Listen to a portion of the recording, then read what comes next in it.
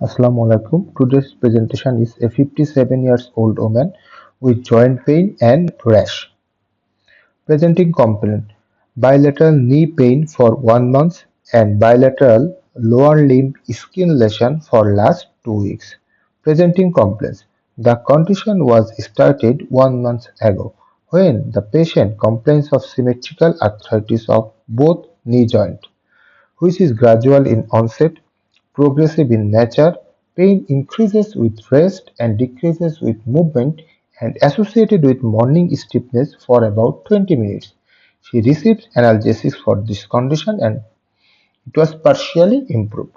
তাহলে এখান থেকে বোঝা যাচ্ছে যে পেশেন্টের যে কন্ডিশনটা আছে এটা হচ্ছে ইনফ্ল্যামেটরি আর্থ্রাইটিস। একটা ইনফ্ল্যামেটরি আর্থ্রাইটিস আছে। তাহলে ইনফ্ল্যামেটরি আর্থ্রাইটিসের ডিডি আমাদের কি? যদি পলিআর্টিকুলার হয় তাহলে আমরা জানি rheumatoid arthritis, SLE, seronegative arthritis, that is ankylosing spondylitis, psoriatic arthritis, and viral arthritis, chikungunya, hepatitis B, C and parvovirus হতে পারে। আর যদি অলিগো অথবা মোনো আর্থ্রাইটিস নিয়ে আসে তাহলে সেপটিক, ক্রিস্টাল এবং ক্রনিক হইলে টিউবারকুলাস আর্থ্রাইটিস হতে পারে। আমাদের পেশেন্টের আরো হিস্ট্রি আছে। 2 weeks later, the patient develops bilateral limb erythematous rash, which is acute at onset, progressive course. The rash was itchy and associated with burning sensation. আমরা র্যাশের ছবি দেখতে পাচ্ছি। এটা হচ্ছে পালপাবেল পারপুরা অফ বোথ লিম্বস। র্যাশটা হচ্ছে আসলে পারপুরিক র্যাশ এবং এটা পালপাবেল। তাহলে পারপুরা যদি থাকে তাহলে তার ডিডি কি আসে? পালপুরা যদি নন পালপাবেল থাকে, দ্যাট ইজ থ্রম্বোসাইটোপেনিক পারপুরা হয়, তখন তার ডিডিতে ITP, dengue haemorrhagic fever, DIC, SLE, aplastic anaemia এবং লিউকেমিয়া আমরা বলতে পারি। আর যদি পালপাবেল হয় বাট নন থ্রম্বোসাইটোপেনিক পারপুরা হয় তাহলে আসলে ভাস্কুলাইটিস আমাদের ডিডিতে আসে। জিপিএ, ইজিপিএ, এমপিএ, এইচএসপি এবং প্যান আমরা বলে থাকি। আচ্ছা, তবে ভাস্কুলাইটিস যদি এসএলই উইথ ভাস্কুলাইটিসের কারণে যদি পারপুরা হয় তাহলেও কিন্তু আপনার তখন নন থ্রম্বোসাইটোপেনিক পারপুরা হয়। তাহলে এসএলই দুই রকম পারপুরা নিয়ে আসতে পারে। এসএলই প্যানসাইটোপেনিয়া করে থ্রম্বোসাইটোপেনিক পারপুরা নিয়ে আসতে পারে, আর এসএলই ভাস্কুলাইটিস হয়ে নন থ্রম্বোসাইটোপেনিক পারপুরাও করতে পারে। নেগেটিভ আদার সিমটমস, আমাদের পেশেন্টের নেগেটিভ কি কি সিমটমস আছে? Patient has no photosensitivity, malar rash, hair loss or alopecia, oral or genital ulceration, no history of sequential colour change, convulsion or weakness, dyspnoea, orthopnoea, cyanosis, cough, hemoptysis, wheeze, sinusitis, vomiting, diarrhea, hematomasis or per rectal bleeding. Past হিস্ট্রিতে পেশেন্টের হচ্ছে 2019 সালে একটা hepatitis C এর history আছে। Patient is hypertensive. তাহলে আমরা দুইটা জিনিস পেলাম, একটা হচ্ছে ইনফ্ল্যামেটরি আর্থ্রাইটিস এবং পালপাবেল পারপুরা। যখনই এই কম্বিনেশনটা আসবে, ইনফ্ল্যামেটরি আর্থ্রাইটিসের সাথে পালপাবেল পারপুরা, আমাদের ডিডি আসবে ভাস্কুলাইটিস। সেটা প্রাইমারি ভাস্কুলাইটিস হতে পারে অথবা যে কোনো কানেকটিভ টিস্যু ডিসঅর্ডার হয়ে ভাস্কুলাইটিস হতে পারে, যে কোনো ইনফেকশন হয়ে ভাস্কুলাইটিস হতে পারে অথবা ম্যালিগন্যান্সি হয়ে ভাস্কুলাইটিস হতে পারে। তাহলে ইনফ্ল্যামেটরি আর্থ্রাইটিস উইথ পারপুরা আমাদেরকে ভাস্কুলাইটিসের দিকে যেতে হবে, আইদার প্রাইমারি অথবা সেকেন্ডারি। তাহলে যদি এরকম কোশ্চেনে আসে inflammatory arthritis with palpable purpura, তাহলে আমরা কি কি ডিফারেনশিয়ালস লিখবো? আমরা আনকা ভাস্কুলাইটিস লিখতে পারি, IGA vasculitis, cryoglobulinaemic vasculitis, SLE, ব্যাচেট এবং ইনফেক্টিভ এন্ডোকার্ডাইটিস লিখতে পারি। আমাদের ভাস্কুলাইটিসের ক্লাসিফিকেশন এটা আমাদের মনে রাখা প্রয়োজন। ভাস্কুলাইটিসের ক্লাসিফিকেশন কিভাবে করা হয়েছে? প্রথমে করা হয়েছে এটাকে চ্যাপেল হিল ক্লাসিফিকেশন বলা হয়, 2012 সালে আসছে। Large vessel vasculitis, large vessel মানে টি, ট্যাকাইসো আর্টারাইটিস এবং টেম্পোরাল আর্টারাইটিস বা জায়ান্ট সেল আর্টারাইটিস একই জিনিস। মিডিয়াম ভেসেল ভাস্কুলাইটিস আছে দুইটা, একটা প্যান এবং কাওয়াসাকি ডিজিজ। স্মল ভেসেল ভাস্কুলাইটিসটাই বেশি আসে পরীক্ষায়। স্মল ভেসেল ভাস্কুলাইটিস যেটা আনকাম অ্যাসোসিয়েটেড হয় সেটাকে বলা হয় পসি ইমিউনো। সেখানে আছে তিনটা, জিপিএ, ইজিপিএ এবং এমপিএ। ঠিক আছে, এখানে নেক্রোটাইজিং ইনফ্লামেশন থাকে উইথ ফিউ অর নো ইমিউনোডিপোজিট, ইমিউনোডিপোজিট খুব কম থাকবে অথবা নাও থাকতে পারে, সেটাকে বলা হয় পসি ইমিউনো। আর ইমিউনো কমপ্লেক্স মিডিয়েটেড যেটা, সেখানে কিন্তু deposition of immuno complex, vessel ওয়ালে ইমিউনো কমপ্লেক্স ডিপোজিশন হয়। এখানে কি আছে দেখেন, আইজিএ ভাস্কুলাইটিস, ক্রায়োগ্লোবিনিক ভাস্কুলাইটিস, তারপরে anti C one Q vasculitis and anti GBM disease. খেয়াল রাখবেন জিবিএম ডিজিজ কিন্তু ইমিউনোকমপ্লেক্সের রাখা হয়েছে। 3 নম্বর হলো স্মল ভেসেল ভাস্কুলারিটিস। 4 নম্বর কি ভ্যারিয়েবল ভেসেল ভাস্কুলারিটিস। এখানে এই যে ভাস্কুলারিটিসটা এটা যে কোনো সাইজের ভেসেলকে আক্রমণ করতে পারে, লার্জ, স্মল, মিডিয়াম যে কোনো ভেসেলকে আক্রমণ করতে পারে। এখানে আছে ব্যাচেট ডিজিজ। তারপর সিঙ্গেল অর্গান ভাস্কুলারিটিস, যে কোনো একটা জায়গায় ভাস্কুলারিটিস আছে, যেমন cutaneous vasculitis, CNS vasculitis. Vasculitis associated systemic disease it's very much important. কোনো একটা সিস্টেমিক ডিজিজ আছে তার সাথে ভাস্কুলাইটিস, এটা আমাদের প্রায় ডিডিতে আসে। যেমন SLE with vasculitis, rheumatoid arthritis with vasculitis, Sjogren syndrome with vasculitis, sarcoidosis with vasculitis. আরেকটা আছে ভাস্কুলাইটিস উইথ প্রবাবল ইটিওলজি, যেমন কোনো ইনফেকশন ড্রাগস এর কারণে হয়েছে, যেমন হেপাটাইটিস বি, সি ভাস্কুলাইটিস করতে পারে, এইচআইভি করতে পারে, ম্যালিগনেন্সি করতে পারে, কোনো ড্রাগস যেমন হাইড্রালাজিন ভাস্কুলাইটিস করতে পারে। তাহলে খেয়াল করতে হবে আমাদের ভাস্কুলাইটিসের ক্লাসিফিকেশন গুলো যখনই একটা ডিডিতে আসবে আমরা প্রথমে একটা ভেসেল অনুসারে ভাস্কুলাইটিস করব, স্মল ভেসেল, লার্জ ভেসেল অথবা মিডিয়াম সাইজ ভেসেল, সেটা হচ্ছে প্রাইমারি ভাস্কুলাইটিস। আর একটা হচ্ছে সেকেন্ডারি ভাস্কুলাইটিস। সেকেন্ডারি ভাস্কুলাইটিস মানে আপনার এই যে এসএলই, সিস্টেমিক কোনো disease, SLE, RA, hepatitis B, C অথবা ম্যালিগনেন্সি, এই দুইটা ভাগে আমরা ভাগ করতে পারি। আমাদের পেশেন্টের ভাস্কুলাইটিসটা চিন্তা করে আমরা এক্সামিনেশন করে দেখলাম পেশেন্ট হচ্ছে মাইল্ডলি এনিমিক আছে।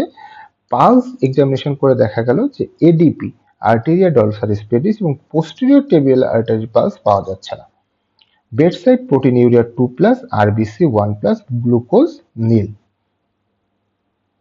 রেসপিরেটরি সিস্টেমে ইন্সপেকশন, পালপেশনের trachea, apex beat, chest expansibility এবং ভোকাল ফেমিটাস দেখা গেল নর্মালি আছে।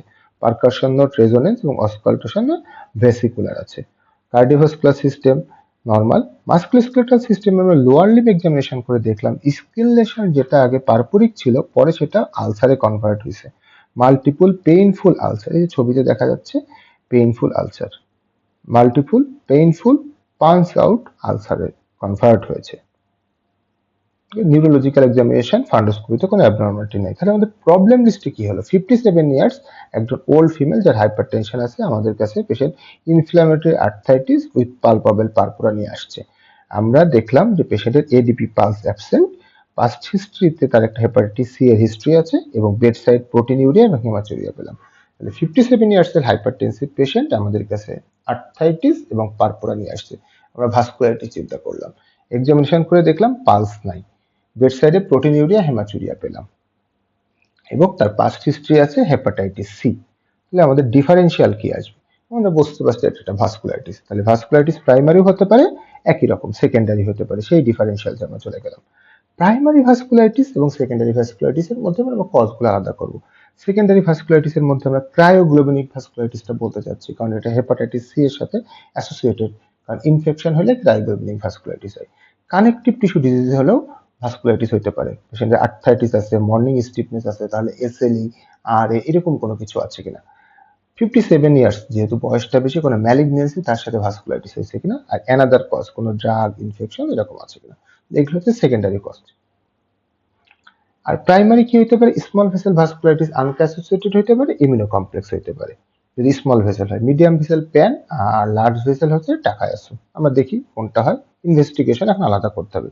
ইনভেস্টিগেশনের টোটাল কাউন্ট বেশি, ইএসআর বেশি, নর্মাল ভাস্কুলাইটিস এরকমই থাকতে পারে। আমরা লিভার প্রোফাইল করে দেখলাম, লিভার প্রোফাইল অল আর নর্মাল এবং হেপাটাইটিস সি ভাইরাসের যে আরএনএ সেটাও আনডিটেক্টেবল, দ্যাট ইজ তিনি যে ট্রিটমেন্ট করেছিল এখন তিনি কিওর হয়েছেন, sustain virus response, SVR develop করছে।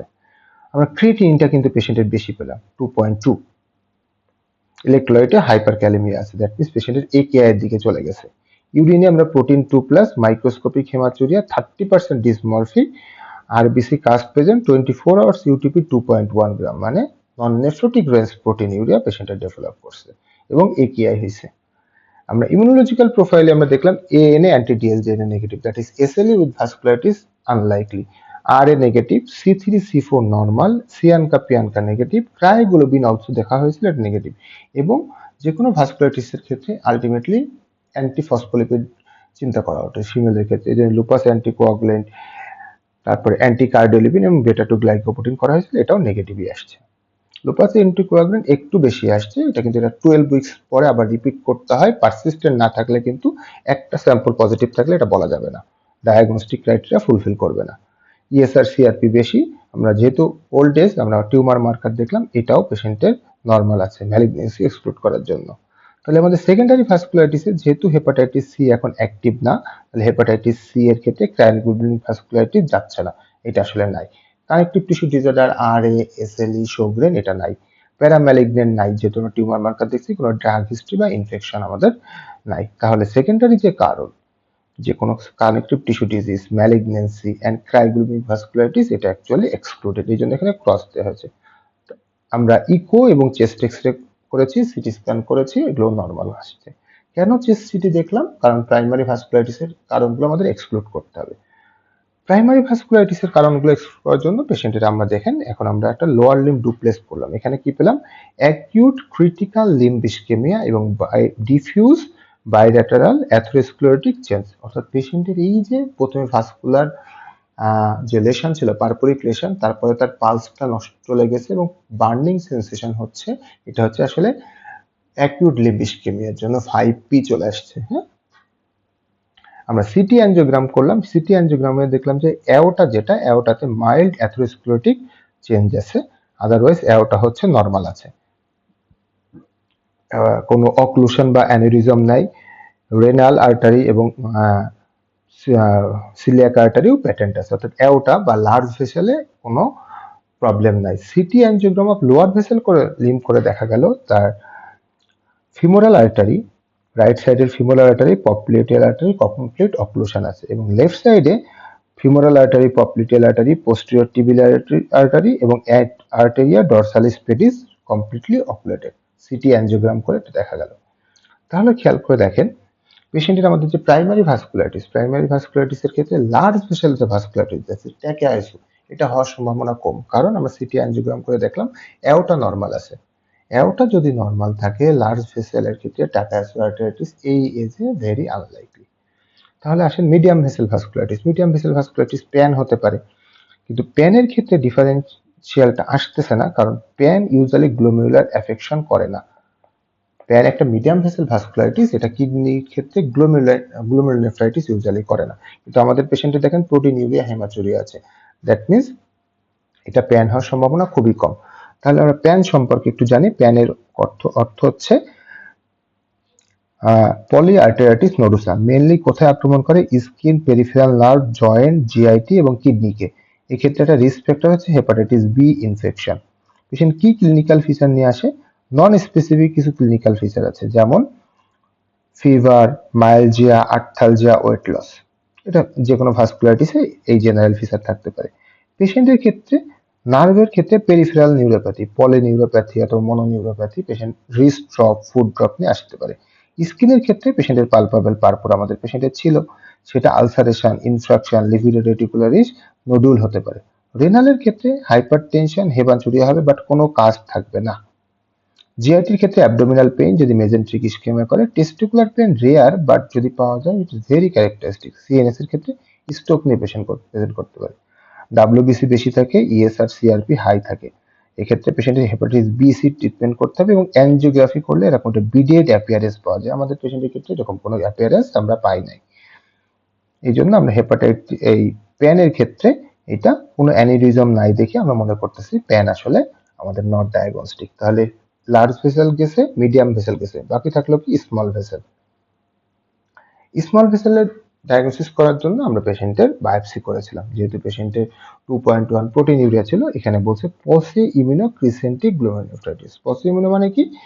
ইমিউনোডিপোজিশন মিনিমাম অথবা নো, লিটিল অথবা নো ইমিউনোডিপোজিশন হবে।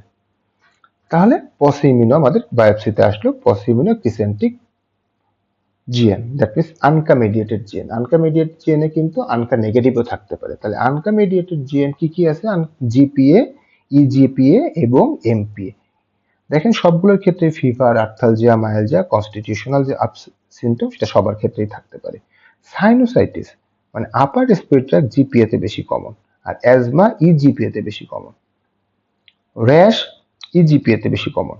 এর মধ্যে প্রোটিনিউরিয়া, হেমাচুরিয়া যেটা আছে এটা জিপিএ এবং এমপিএ তে বেশি কমন।